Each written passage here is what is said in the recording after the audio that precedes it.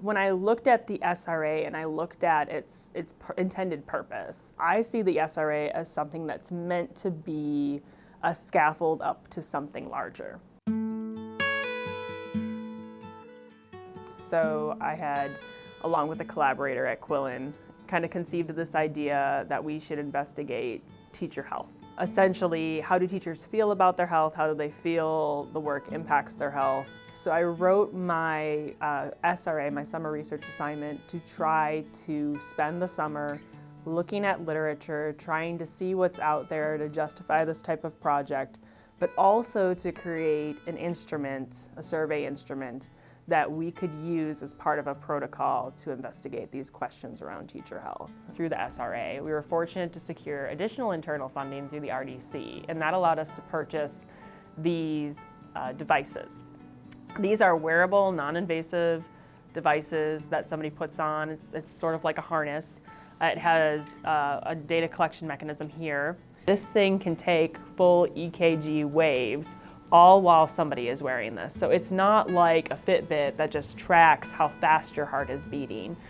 Teaching and nursing, if you look at any survey of like work stress, those are always like the top two professions as far as stressors. So if you look at, obviously, surveys conducted by teachers unions, MetLife has done some polling, Gallup has done some polling, they always show teaching at the top of one of the most stressful professions in the United States. When we look at the data around people who say they left the classroom due to health concerns, it's usually women who leave due to maternity leave or to take care of children. And so there are equity issues here as well. So I think if we understand that more, if we can understand more around how concerns about health impact whether somebody chooses to stay or leave. Even within the survey, we see some statistically significant differences between teachers who have minor children in their household versus those who do not. So it goes back to this issue of equity that we have in teaching. It's a gendered profession, but it seems that teachers that have children in their own household experience more cardiac manifestations of stress, which again relates to that idea that we're interested in here with heart rate variability, as well as emotional manifestations of stress. So even with this small pilot, we're seeing some data to support the idea of what we're doing. I care so much about teaching and so much about the work of teachers. That's really what my passion is, and trying to understand how to better facilitate teaching and learning for our students through the work of teachers. I think there's so much work we can do as a society to make the actual job of teaching manageable.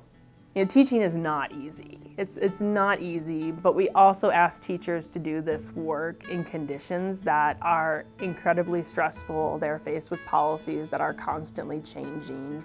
My hope is that this type of work can better inform what's happening in the field, so we can push back on policies or maybe even propose new policies or programs that could help mitigate the negative effects that teachers sometimes face because of their working conditions.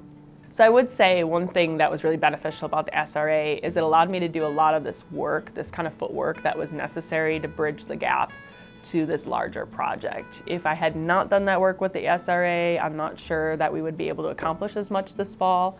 This equipment is incredibly expensive. So even to pilot it, it really required some additional funding beyond that. And so because I had done the SRA, because I had established a protocol, we were able to jump into going through the IRB process and going through data collection this year for this pilot. And now our hope is that we've done that, we've refined the pilot, we've got a little bit of preliminary data. We can now continue to build on this project that originated over the summer.